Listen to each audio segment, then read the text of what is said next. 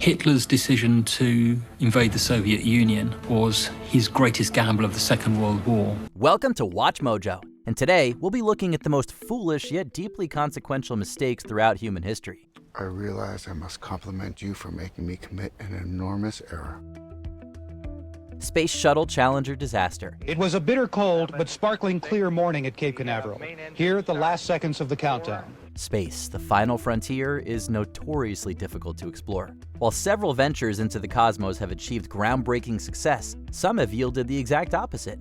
The most devastating and high-profile disaster was the Space Shuttle Challenger in 1986. Numerous delays motivated NASA to ignore engineers' warnings about faults in the shuttle. The result was a horrendous explosion that occurred only 73 seconds after liftoff. The head of the Space Shuttle program had no explanations, just sorrow at the tragedy. It remains one of America's worst space disasters, as all 7 crew members, including schoolteacher Krista McAuliffe, died on board. The catastrophe was traced to a failure in the shuttle's rubber O-rings, which became stiff in the cold weather. Engineers foresaw this issue, but all they could do was watch the horror unfold from a distance. Today is a day for mourning and remembering.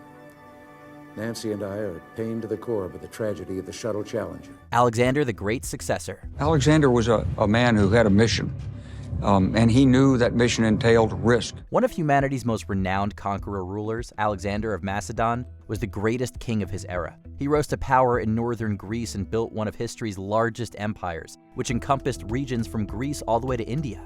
However, his untimely death at 32 marked the beginning of chaos. On his deathbed, Alexander instructed that his land be given to the strongest, which led to the Wars of the Diadochi, conflicts among his successors that lasted 41 years. What will it be?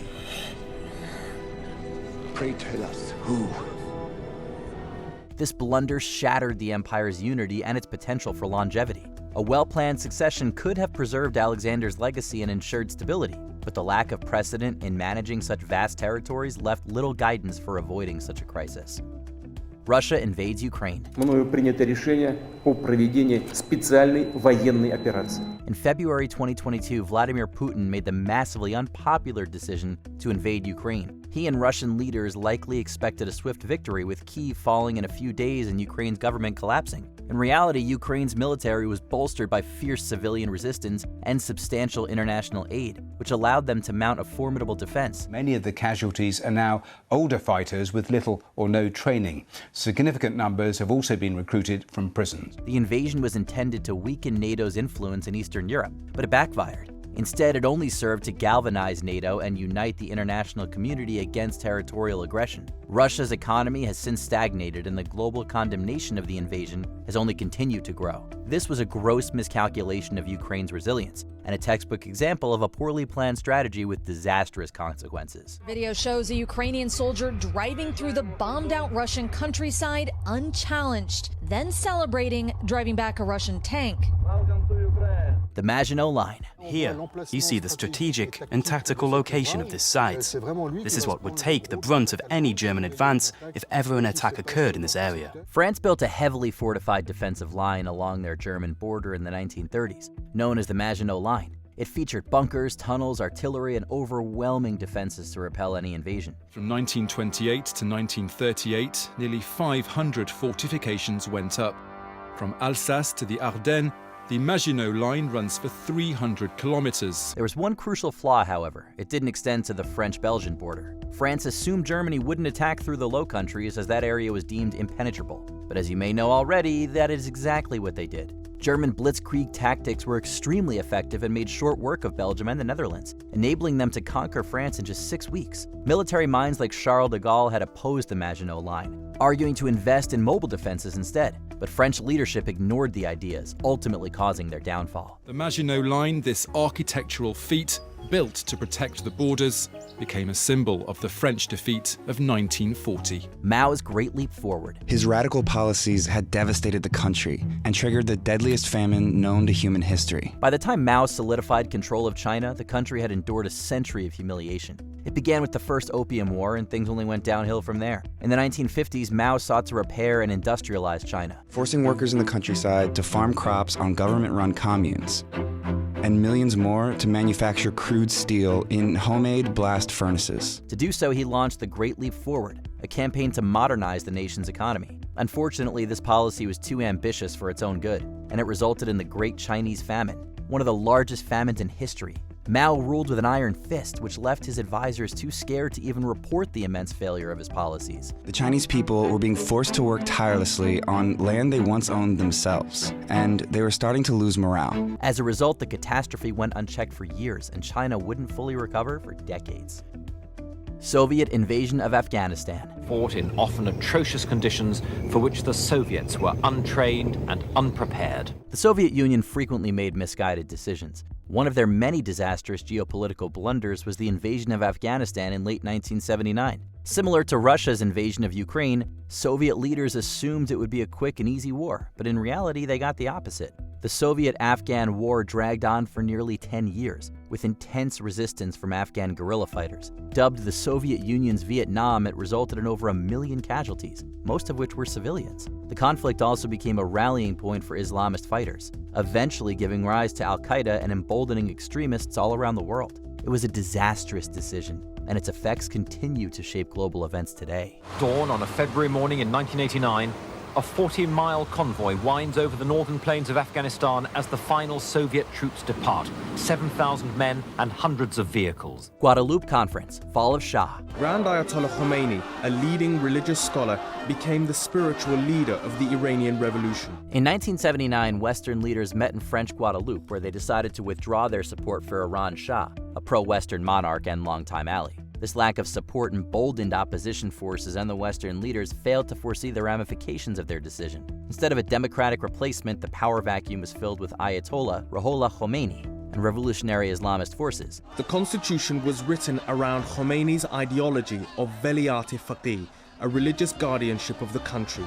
Ironically, the U.S. played a key role in installing the Shah back in 1953 through a coup that overthrew Iran's democratically elected leader, Mohammad Mossadegh. With such a history of destabilizing Middle Eastern nations, one can't help but wonder, would the region be more peaceful today had the U.S. never interfered?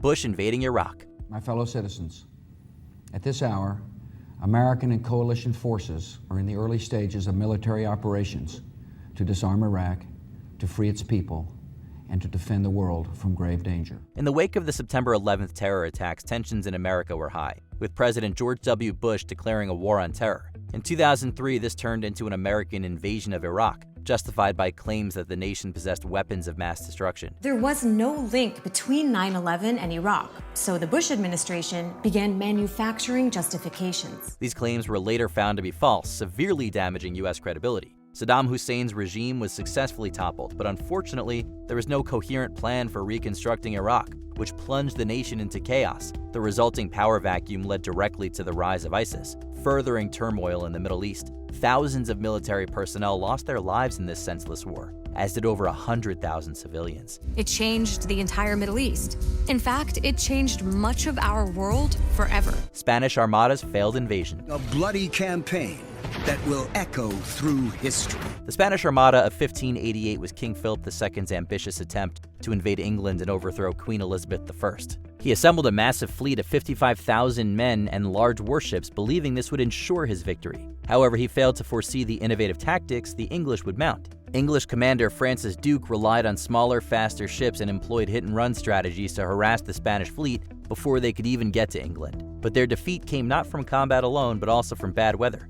To such religious men, it must feel like God himself has turned against Spain. Severe storms scattered the Spanish fleet as it attempted to regroup, and many ships were wrecked as they attempted to flee through Scotland and Ireland. In the end, only a fraction of the Armada made it back home. It's a sea battle that changed the balance of world power for 300 years. Napoleon's invasion of Russia.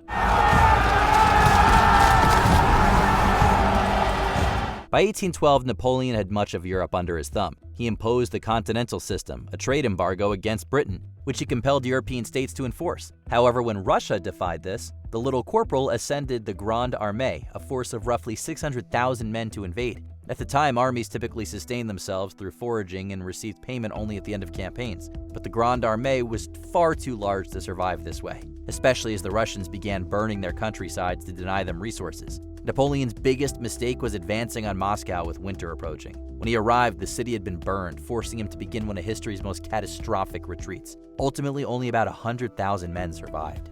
I realize I must compliment you for making me commit an enormous error. Harsh terms on Germany after World War I.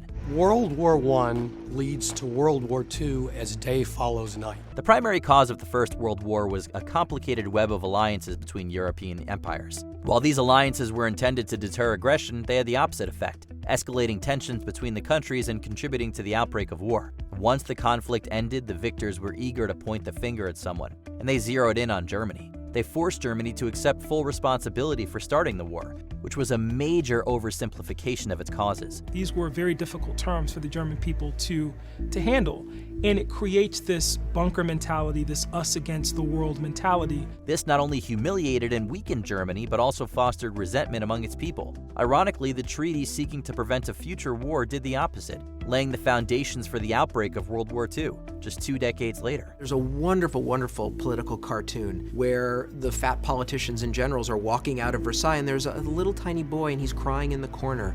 And I'm not kidding, he says, "I'm cannon fodder for 1940. Angering Genghis Khan. Genghis Khan's legacy today is his reputation as a great conqueror and ruthless ruler. Under him, the Mongols were able to sweep out of Central Asia and take over most of the known world. The Mongolian Empire was the second largest empire to ever exist. As you might expect, they didn't achieve this peacefully. In 1218, the founder of this kingdom, Genghis Khan, sent a merchant caravan to the Khwarezmian Empire in Central Asia. The two were on amicable terms, but once the group arrived in the city of Otrar, the local governor made a disastrous move. He had the traitors executed and confiscated their goods, an action as insulting as spitting in the Khan's face. Enraged, Genghis temporarily halted his war against the Jin dynasty in China, and within just 2 years wiped the Khwarezmian Empire off the face of the earth. 50,000 Tajik infantry poured out of the city to meet the Mongols, but resistance was futile. Before we continue, be sure to subscribe to our channel and ring the bell to get notified about our latest videos. You have the option to be notified for occasional videos or all of them. If you're on your phone, make sure you go into your settings and switch on notifications.